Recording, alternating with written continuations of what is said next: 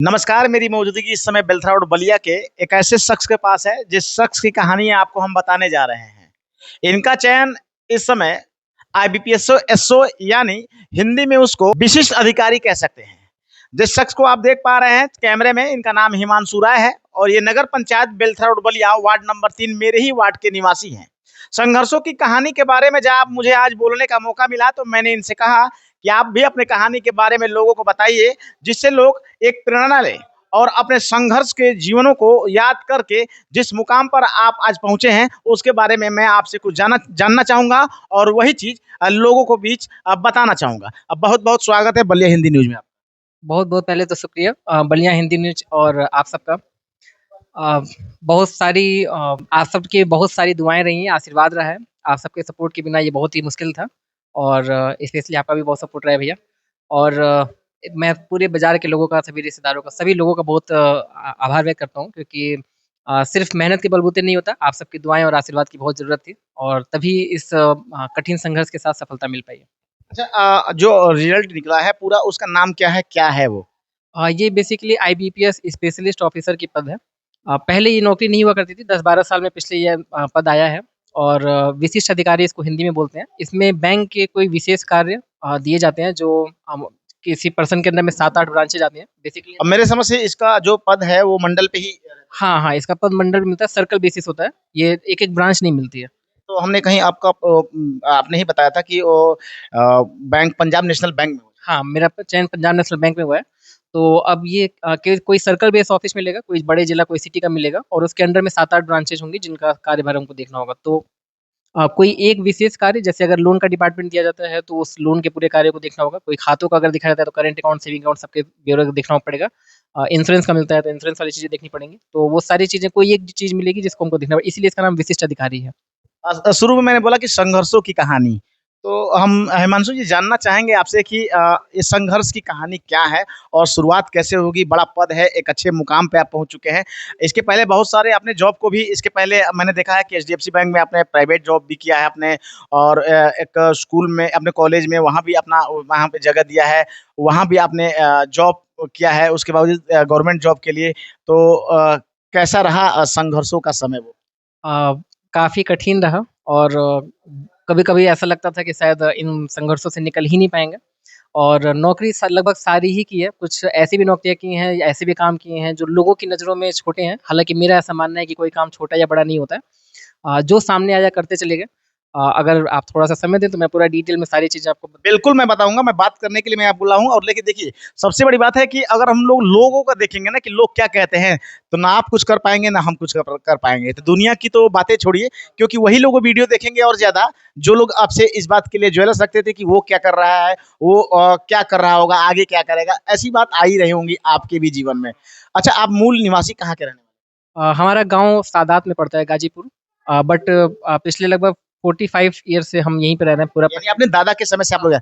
अब अच्छा, बेलथरा रोड में कहाँ रहते बेलथरा रोड में वार्ड नंबर 3 आप ही के वार्ड में रहते हैं और बिल्कुल मार्केट के पास ही घर है, जीएम फील्ड के पीछे घर पड़ता है। तो हाँ, वहीं के निवासी हैं, हमारी एक दुकान भी है, खादी भंडार की कपड़े की दुकान है और दोस्तों, बता दें आपको कि अगर बेलथरा रोड बलिया में आप कभी आएँगे तो इनका जो इनकी दुकान है वो जगदम्बा जनरल स्टोर के नाम सभी लोग जानते हैं। उनके जस्ट बगल में जो गांधी आश्रम के नाम से दुकान है, इनके पिताजी चलाते थे। पिताजी के साथ-साथ ये खुद बैठते थे, इनके बड़े भाई भी दुकान पे बैठते थे। काफ़ी समय से हम लोग इनको देख रहे हैं। संघर्षों की कहानी इसलिए कह रहे हैं कि इनके द्वारा ही बताया गया कि बहुत सारे ऐसे लोग इनके ऊपर ताना मार रहे थे कि हिमांशु तुम कर क्या रहे हो? जो कर रहे हो वो सही नहीं है, आखिर आगे और क्या करोगे? इसलिए मैंने आपसे कहा। तो वार्ड नंबर 3 में कहाँ बता रहे थे आप? वार्ड नंबर 3 में उमरगंज के पास एक मोहल्ला है नौकापुरा, उसी में हमारा घर है। शिव मंदिर के बिल्कुल पास पड़ता है और दुकान हमारी जो है वो मेन रोड पे है। जगदम्बा जैसा आपने बताया। कितने भाई-बहन हैं आप? 2 भाई हमको लेके 2 भाई और 1 बहन, सबसे छोटे हम ही हैं। तो शादी हो गई आपकी? नहीं, शादी अभी नहीं हुई है। खबर के माध्यम से बताना चाहेंगे इनकी शादी भी नहीं हुई है अभी। तो ये कह रहे थे कि अभी जब ये रिजल्ट आया, तो रिजल्ट के पहले आप क्या कर रहे थे? अभी तो फ़िलहाल दुकान देख रहे थे अपना और एक ठेला वाला भी काम करवा लगवाया था मैंने, उसके बारे में भी हम आगे डिटेल में आपको बताएँगे।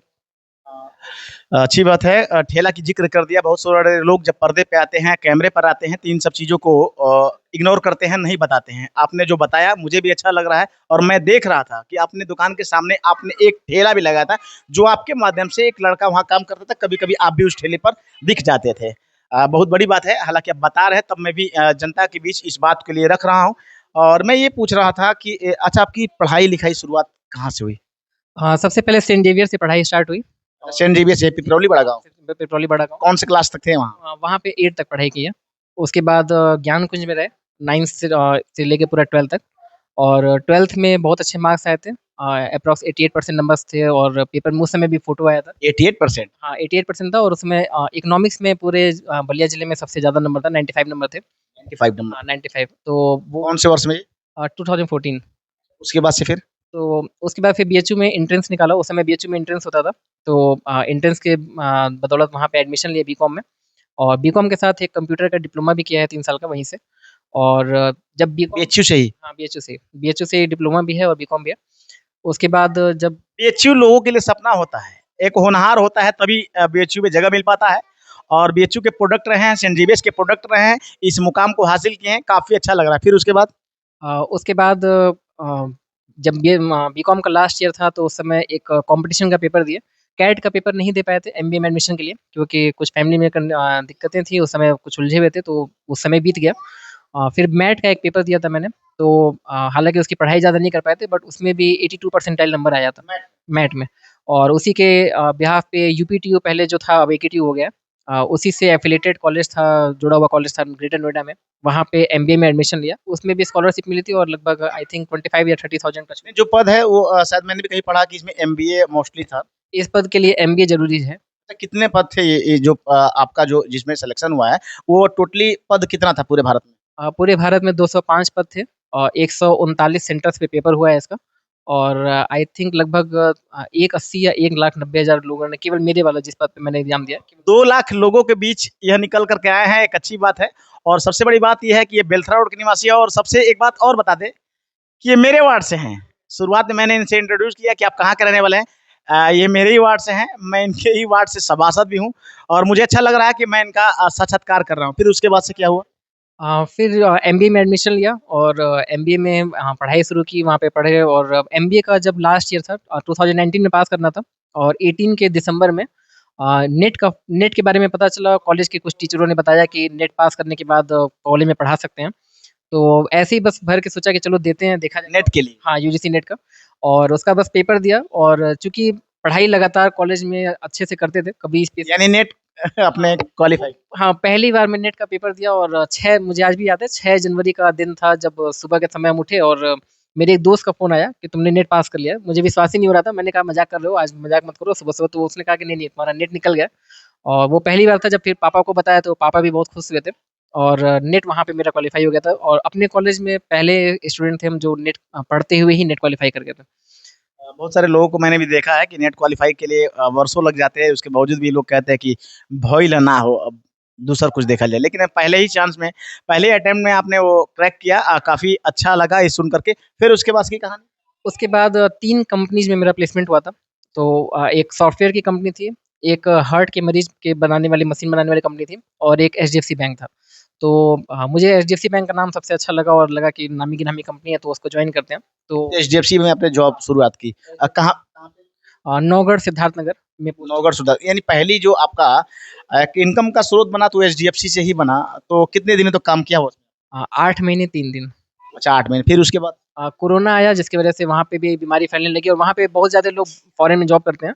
तो बाहर से लोग आना चालू किए और बीमारी बहुत तेज़ी से फैलना चालू हुई थी। तो फिर अब पर्सनल रीज़न्स की वजह से वहाँ पे फिर जॉब मैंने छोड़ दी और 26 फरवरी को मैं छोड़ कर आया, 26 फरवरी 2020 में और छोड़े भी थे तो एक जगह दूसरी जगह नौकरी ले ली थी। उसको जॉइन करना था कहाँ पे? कानपुर में एक्सेस कॉलेज में जॉइन करना था और 14 मार्च को मेरी जॉइनिंग थी। मगर 12 मार्च को योगी जी का फैसला आता है कि कोरोना के कारण सारे स्कूल कॉलेज बंद किए जाना।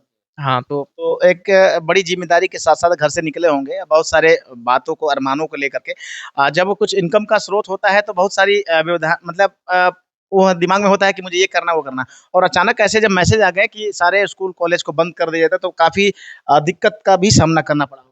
बहुत-बहुत मुझे आज भी याद है कि जून का समय था कोरोना के समय में और उस समय कुछ पैसे की ज़रूरत थी मुझे कुछ कामों में, और वो पैसा कहीं मैं अब एक बार कमाना चालू करूँ तो मम्मी-पापा से माँगने में शर्म आती है।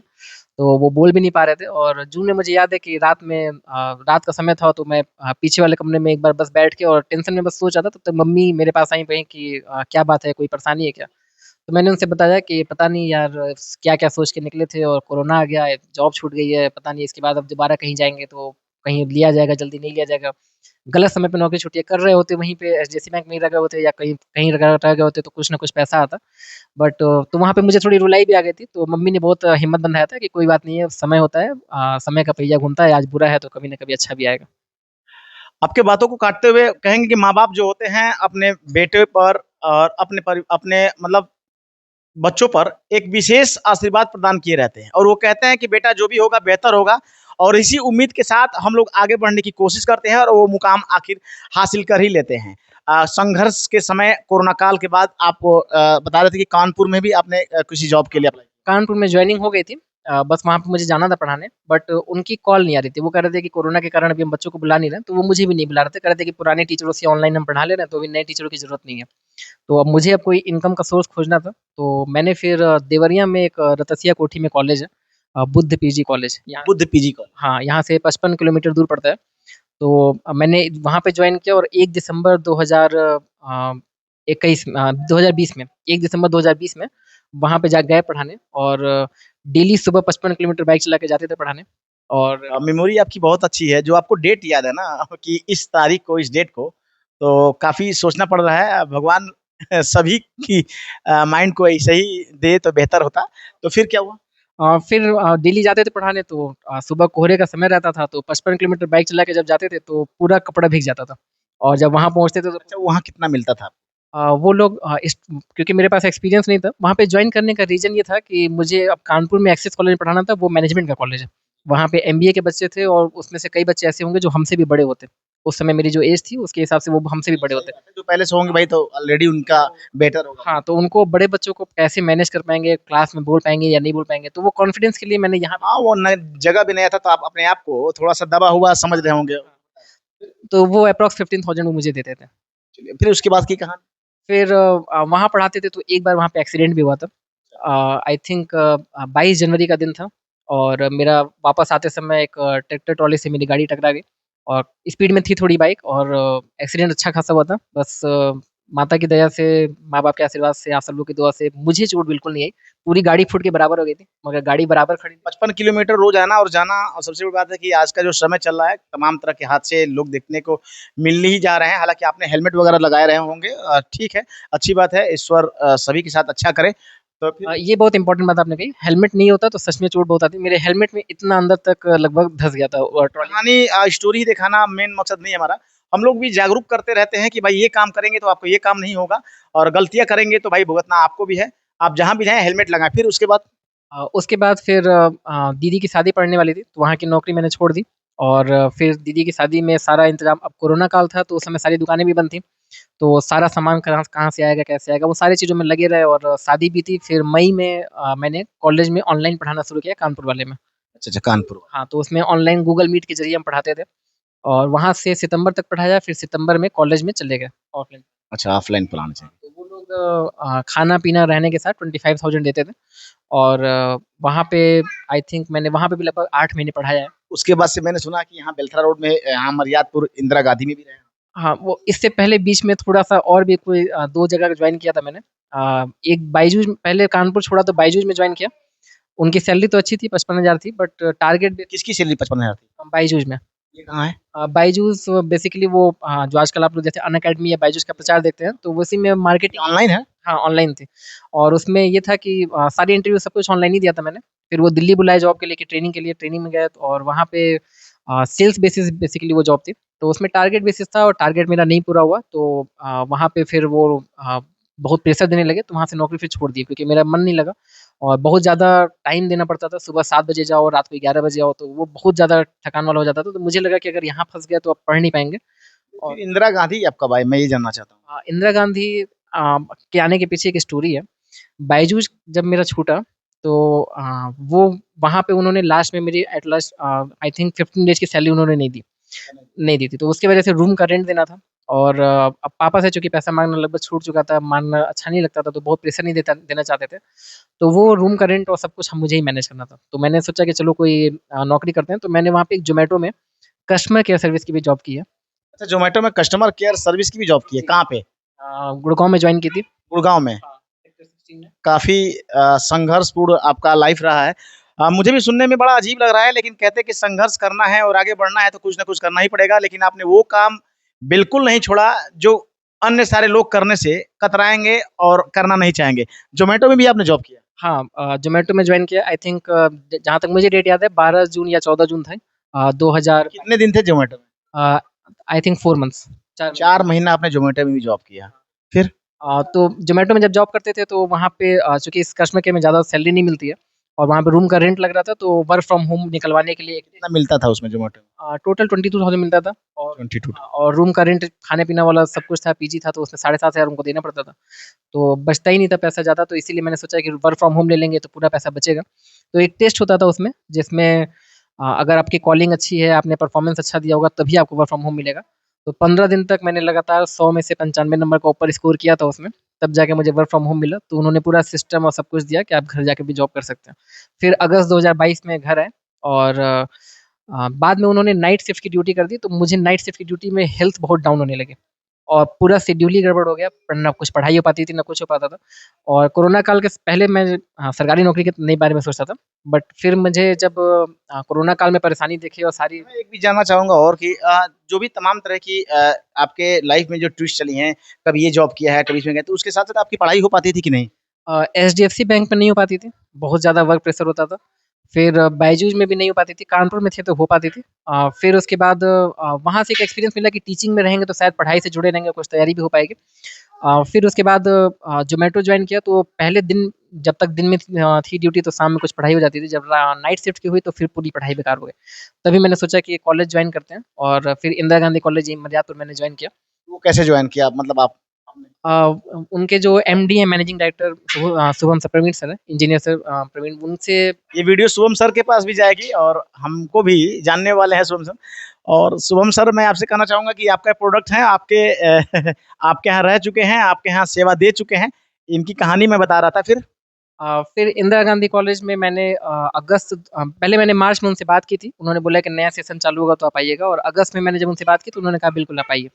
और 27 अगस्त 2022 को मैंने इंदिरा गांधी कॉलेज जॉइन किया। हाँ, जॉइन किया कितने दिन तक वहाँ? था। आई थिंक उसमें मैं 2 साल लगभग पूरा रहे हैं। क्योंकि लास्ट ईयर अगस्त में इसी एग्ज़ाम की तैयारी के लिए मैंने फिर छोड़ा है। अच्छा, ये अगस्त 2024 में आपने वहाँ छोड़ दिया था। अपनी तैयारी भी करनी थी और थोड़ी माँ की तबीयत भी खराब होने लगी थी तो उनका ध्यान देना था इसलिए मैंने फिर ये नौकरी छोड़नी पड़ी। हालाँकि मैं इंदिरा गांधी कॉलेज ने 2 साल में मेरा अच्छा साथ दिया है। उस समय घर पे रहने की ज़रूरत थी, पैसे की भी ज़रूरत थी, तो यहाँ पे मुझे नहीं लगता कि आस-पास कोई और ऐसी जॉब कोई और कॉलेज में या कहीं और मिलती। तो उसके लिए इंदिरा गांधी कॉलेज का बहुत-बहुत आभार है, बहुत-बहुत धन्यवाद है। और उस अगस्त महीने में आपने छोड़ दी तैयारी के लिए। लास्ट ईयर आपको बताना चाहेंगे बहुत कि सारे लोग ऐसी एग्ज़ाम निकालने के लिए सालों-साल मेहनत करते हैं, दूर जा कर के पढ़ते हैं, माँ-बाप से दूर रहते हैं, घर से इनकम मँगाते हैं, तो तैयारी कर पाते हैं, तो उनका भी हो पाता है कि नहीं पता, लेकिन आपने टोटल तैयारी अपने घर पे रह के हाँ, हाँ, टोटल तैयारी घर पे की है और लास्ट ईयर भी मैंने पेपर दिया था। उस समय हम कॉलेज में जॉब करते थे और ये एग्ज़ाम कब हुआ था? ये एग्ज़ाम ये वाला जो अभी निकला है ये 9 नवंबर को प्री हुआ था, 14 दिसंबर को इसका मेंस हुआ था और 21 फरवरी को इंटरव्यू हुआ था। इंटरव्यू दे के जब निकले होंगे तो आपको खुद पता चल गया होगा कि इंटरव्यू मेरा कैसा गया? कुछ ऐसा आपको महसूस हुआ था कि मेरा इसमें हो जाएगा या नहीं? जब 14 दिसंबर को मैंने पेपर दिया था और पेपर देके जब घर आए थे तभी पापा से मैंने गले मिल के कह दिया था कि इस बार निकल जाएगा। और अच्छी बात है, आप कह रहे थे मेरे रोंगटे खड़े हो जाने हैं, क्योंकि संघर्षों की कहानी जब सुनता है तो आदमी खुद उसमें सम्मिलित हो जाता है और सोचता है, ऐसा लगता है कि जो कहानी आपके साथ हुई है, हर के साथ ऐसा होता है, लेकिन कह सकते हैं ना कि अपना कभी हार नहीं मानना चाहिए। हम कह रहे हैं कि मुझे ये काम करना है, तो उसपे लगातार मैं लगा रहूँगा तब जाकर के वो काम होगा। अगर बीच में आपने हार मान गए होते और उसी काम के लिए लगातार लगे होते, तो शायद ये इस मुकाम को नहीं पा पाते। फिर आपने अगस्त में छोड़ा, अगस्त से फिर अभी क्या कर रहे थे? इसके बीच में एक ये यहाँ तक पहुँचने का एक सफ़र है, उसमें एक बहुत बड़ा योगदान पापा का है। 2000 पहले सरकारी नौकरी दिमाग में नहीं रहती थी और पापा हमेशा बोलते थे कि कोई ना कोई तुम जो भी फॉर्म आए जिसमें एलिजिबल हो वो एग्ज़ाम दो, पढ़े हो या नहीं पढ़े हो एग्जाम दो, तुम्हें एक आइडिया मिल जाएगा कि कौन सा पेपर तुम टारगेट करके निकाल सकते हो। तो हम हमेशा बोलते थे कि पापा पैसा फालतू बर्बाद होगा, हजार हजार का फॉर्म आता है, ऐसे तो हम फॉर्म ही भरते रह जाएंगे, सारा पेपर देंगे तो पैसा ही उठ जाएगा, तो नहीं भरना है। तो पापा हमेशा बोलते थे कि चाहे जितना भी पैसा लगेगा हम देंगे, तुम फॉर्म भरो और एग्जाम दो। और 2022 से जब मैंने देना चालू किया तो सबसे पहला पेपर मेरा एक मैंने दिया था यूपी के बिजली विभाग में अकाउंटेंट का। वो केवल एक सवाल से मेरा रह गया था। जब वहां पे इतना करीब पहुंच के तो रह गया, उसमें क्या मांगा था, किस चीज पे वो फॉर्म भरे थे आप? वो बीकॉम लेवल पे ही था। कौन पे था? हाँ, और अकाउंट्स का था, और एक्चुअली मेरा नंबर ज़्यादा था। मेरा 123 नंबर था, कट ऑफ 118 गई थी। 5 नंबर ज़्यादा था, लेकिन उसमें ना एक कंप्यूटर का क्वालीफाइंग पेपर था, और वो क्वालीफाई करने के लिए उसमें 25 सवाल सही होना था। मेरा 24 ही सही था। वो अगर सही रहा होता तो मेरा उसी समय नौकरी लग गई होती। चलिए, उससे बेहतर आपको नौकरी हाँ, पानी थी, इसलिए उसमें नहीं हो पाया। फिर हाँ। उसके बाद फिर एक ईएमआरएस का पेपर दिए थे, एकलव्य मॉडल रेसिडेंशियल स्कूल। उसमें भी पेपर करीब जा के रह गए। उसमें आई थिंक 3 या साढ़े 3 नंबर से कम रह गया। और पिछले ही साल 2024 में यही पेपर, आईबीपीएस एसओ का पेपर, पिछले साल भी मैंने दिया था। उस समय मेरा नंबर 52.75 था और कट ऑफ 55 नंबर करीब गई थी, तो लगभग 2.5 नंबर से पिछले साल भी रह गया था। हम्म, यानी इसके पहले भी आपने इसको एग्जाम को दिया है? पिछले साल दिया था, और इसीलिए जब इस साल देने के लिए बारी आई, फॉर्म आया, तो मैंने नौकरी सोचा कि छोड़ करके अब तैयारी करते हैं अच्छे से। और लेकिन अब इनकम की सोर्स ही बना के रखनी थी। तो मैंने सोचा कि क्योंकि प्राइवेट जॉब में ऐसा होता है कि आपको एटलीस्ट अपनी बॉस की बात माननी पड़ती है, तो उसके में आप काम कर के चक्कर में आप पढ़ नहीं पाते हैं। बट अपना कुछ होगा तो आप अपने हिसाब से उसको मैनेज कर सकते हैं। सही बात है भाई। हाँ, तो दुकान पे रहते हुए फिर मैंने एक लड़के ने मेरे पास मिला, उसने बोला कि मुझे भी कुछ अर्निंग का सोर्स चाहिए, तो आप अगर ये ठेला लगवा देंगे अपनी दुकान के आगे। दोस्तों, इसी बात पे मैं रुका था, मैं सोच रहा था कि वो कब बात बताएंगे। ये इन्होंने बताया कि मैं ठेला भी लगवाया था दुकान के सामने, एक ठेला रख करके। उस ठेले से मैंने भी खरीद के कुछ खाया है, मुझे याद है। और हमको लग रहा है कि वो क्या बेचते हैं उनका, इडली। इडली तो आपके द्वारा वो लगवाया जाता हाँ, वो लड़का मुझसे बोला, तो मैंने कहा ठीक है, फिर ठेला एक बार परचेज़ किया मैंने, और उस पे नाश्ता पानी का लगवाना चालू किया, चाय, इडली और ब्रेड पकौड़े का सामान, और घाटी बनाता था वो। तो उसमें हम भी हाथ लगा देते थे मदद, क्योंकि वो लड़का भी बहुत छोटा था, 15-16 साल का वो लड़का था। तो उसमें हम भी हाथ लगवा के उसकी हेल्प करा देते थे। और उसके साथ-साथ 2 घंटे के लिए कोचिंग भी पढ़ाते थे, सिद्धार्थ क्लासेस में, त्रिमोहानी के पास, वहाँ पे कोचिंग भी पढ़ाते थे। तो वो कोचिंग पढ़ाना, फिर आके ठेले पे जॉब करना, काम करना, फिर अपनी दुकान देखना, और उसके साथ-साथ अपनी पढ़ाई भी जारी रखना। तो काफ़ी थकान, काफ़ी संघर्ष वाला समय था। इसीलिए किसी को यकीन नहीं था कि ऐसी कोई सफलता आएगी। और मगर कहते हैं ना कि जब सबको आपकी हार का इंतज़ार हो, तब अगर आप जीत जाते हो, तो उस जीत का मज़ा ही कुछ और होता है। है। ये चेहरे की मुस्कान बता रही है कि जिस मुकाम पर मैं पहुंचा हूँ, वो मुकाम के पीछे बहुत मेहनत किया है, काफी संघर्ष किया है। कैमरे पे मैं पूछना चाहूंगा कि क्या होगा इसका स्केल पे, क्या हासिल वगैरह बताना चाहेंगे? कुछ, बहुत सारे लोगों की इच्छाएं होती हैं इस जानने की। आज तो कंप्यूटर का ज़माना है, तो कोई भी सारी जानकारी निकाल सकता है। फिर भी नहीं है रे भाऊ। हाँ, फिर भी हम बताते हैं। इसकी सैलरी अप्रॉक्स 16 लाख का सीटीसी होता है, 16-17 लाख का। तो 1,10,000 के आस-पास सैलरी होती है, जो आपको इन हैंड सैलरी लगभग 80 या 85 हज़ार मिलती है। और इसमें फिर इंटरनल पेपर होता है, जो हर 6 महीने पे कराया जाता है। अगर वो पेपर भी पास करते हैं, तो फिर इन हैंड सैलरी ही लाख, सवा लाख से ऊपर हो जाएगी। तो मुझे उम्मीद है कि वो भी एग्ज़ाम हम निकाल लेंगे, और साल भर के अंदर ही फिर मेरी सैलरी लाख, 1.5 लाख के आस-पास होगी। चलिए, सैलरी तो बात की बात है, एक अच्छे मुकाम को आपने पाया है, और हमारी तरफ से आपको बहुत ढेर सारी शुभकामनाएं हैं। इसी बीच मैं जानना चाहूंगा कि घर में जिन लोगों की है, उन लोगों की और बाकी लोगों की शादी हो चुकी है? भैया की शादी हो चुकी है, और दीदी की भी शादी हो चुकी है, और दीदी की एक बेटी भी है। अच्छा। और वो लोग कहाँ रहते हैं? दीदी की शादी आजमगढ़ में हुई है, तो वहीं पे वो आजमगढ़ में रहती हैं। और बड़े भाई साहब? बड़े भाई साहब सैमसंग में जॉब करते हैं, गुड़गाँव में हैं। हाँ, और पापा दुकान देते हैं घर। अच्छा, संघर्षों की कहानी में इतना अच्छे मुकाम को आपने पाया है, काफी मुझे भी खुशी हो रही है। श्रेय किसको देना चाहेंगे इसका, कि हाँ मतलब इनके मार्गदर्शन से मेरा ऐसा हुआ है, मैं इनको अपना वो मानता हूँ कि जिनकी वजह से मैंने प्रेरणा ली है? सबसे पहले तो पापा का, अगर वो फॉर्म भरने के लिए उस समय नहीं बोले होते, तो आज यहाँ तक नहीं आए होते। फिर अपनी माँ का, उनको हम माता कह के बुलाते हैं, क्योंकि मैंने आम महिला से बिल्कुल उनको अलग देखा है, हमेशा जज़्बा देना, माहौल, कभी भी डिमोटिवेशन होता था, तो वो बताती थी कि नहीं, नहीं, हिम्मत मत हारो, राम जी भी झेले हैं, कृष्ण जी भी झेले हैं। जब एक बेटे के लिए माँ का ये प्रेरणा और इस तरीके का आशीर्वाद सभी बेटों के लिए होता है, लेकिन कहते हैं कि अलग अलग रूप में मिलता है, तो सभी लोग इसको बयां करते हैं। फिर तो माँ का बहुत सपोर्ट रहा, हमेशा कभी भी लगा कि जब हिम्मत हार रहे हैं, तो हमेशा गाइड करती थी। फिर भैया भाभी का भी बहुत सपोर्ट बहुत रहा है। कभी भाभी घर पे कोई अगर रहती थी, तो कोई काम नहीं करने देती थी। दीदी बहन तो ऐसी हैं कि मुझे लगता है कि माँ के बाद अगर मुझे कोई सबसे ज़्यादा मानता है, तो वो बहन ही है। वो मेरी मेरे रिजल्ट के लिए जिस रात रिजल्ट आने वाला था वो पूरी रात वो जगी हुई थी, वो सोई ही नहीं थी। तो वो बहुत एक्साइटेड थी और उनका भी सपोर्ट रहा है, जीजा जी का काफ़ी सपोर्ट रहा है। उन्होंने जब भी मैंने कोई मदद माँगी है तो उन्होंने सपोर्ट किया। इनके अलावा एक पर्सन है, जिनका मैंने पहले भी आपको एक नाम बताया था मैंने आपको जब न्यूज़ पेपर में निकलवाने की बात हुई थी। एक मेरी मित्र हैं संध्या, वो इंदिरा गांधी कॉलेज में ही पढ़ाती थी। उन्होंने उनका सपोर्ट बहुत ज़बरदस्त रहा है। मैं बताना चाहूँगा कि कैसे सपोर्ट रहा है। जब हम प्री का पेपर निकला था, तो प्री मेरा निकलने के बाद उन्होंने मुझसे बोला कि आप मेंस का अच्छे से तैयारी करो। अब चूँकि हम इतने सारे काम में फँसे हुए थे कि जैसे सुबह दुकान में देख रहे हैं, तो ठेले वाले भी काम देख रहे हैं, लड़के का वो सब हिसाब-किताब लेना, फिर उसके बाद कोचिंग भी पढ़ा रहे हैं, तो इतना उलझ जाते थे कि थक जाते थे शाम तक और दिन में कभी आराम नहीं कर पाते थे। तो रात में बहुत थकान हो जाती थी और बिल्कुल किताब खोलने की हिम्मत नहीं रहती थी या पढ़ने की हिम्मत नहीं रहती थी। मगर जब उनसे हम बोलते थे कि नहीं अभी मन नहीं कर रहा है, तो वो बोलती थी कि फिर ज़िंदगी भर यही झेलना है क्या? अगर अभी नहीं बैठेंगे खुल के तो फिर ज़िंदगी भर यही चलेगा। आज इस साल चल रहा है, अगले साल भी फिर यही चलेगा और ये और बुरा होता जाएगा। बदलना है तो फिर पढ़ना पड़ेगा। तो बहुत मोटिवेट करती थी, तो पढ़ने बैठे। उन्होंने फिर क्वेश्चन्स पेपर तैयार करके कठिन से कठिन पेपर तैयार करके हमको दिया और मेरा एट लीस्ट 8 या 10 टेस्ट लिया था उन्होंने और पहले टेस्ट में मुझे याद है उसमें 28 नंबर केवल हम लाए थे, तो बहुत डाँटी थी वो। उसके बाद फिर और अच्छे से पढ़ के फिर पेपर देना चालू किया और फिर उन्होंने मेरा इंटरव्यू भी लिया है। इंटरव्यू से पहले इंटरव्यू की तैयारी कराने के लिए वो कंप्यूटर पे लैपटॉप पे अपने लेके बैठ जाती थी और मुझसे इंटरव्यू वाले सारे सवाल इंग्लिश में सारी बातें करना, सब पूछना, तो बहुत सपोर्ट रहा है उनका। उनके सपोर्ट के बिना मुझे लगता है कि मेरे इतने नंबर तो नहीं आते, जितने नंबर आए हैं। दोस्तों ये साक्षात्कार ही नहीं बल्कि एक सीख है और इस वीडियो को जब पूरा देखेंगे तो आपको पता चलेगा कि संघर्ष किस तरह से होता है। एक बड़े मुकाम पाने के लिए कौन-कौन से कड़ियों को पार करना पड़ता है। ज़ोमैटो से लेकर के ठेला लगाने तक की कहानी इन्होंने बताया, वो भी ऑन कैमरा। हालाँकि कोई ऐसा साक्षात्कार करे का मौका मिलता है तो वो अपनी बात को इस बात के लिए नहीं बताता है, उस बात के लिए वो इग्नोर करता है या तो कैमरा पर नहीं बोलता है। मैं फिर से बलिया हिंदी न्यूज़ की टीम की तरफ से आपको ढेरों सारी शुभकामनाएँ दे रहा हूँ और मैं सोच रहा हूँ और मैं चाह रहा हूँ कि इससे भी बेहतर आप मुकाम पे जाएँ। हमारी तरफ से आप सभी लोगों को और बलिया हिंदी टीम की तरफ से ढेरों सारी शुभकामनाएँ। बहुत-बहुत धन्यवाद। आप सबका बहुत-बहुत धन्यवाद और ये बस शुरुआत है, सफलता और बड़ी आएगी। धन्यवाद।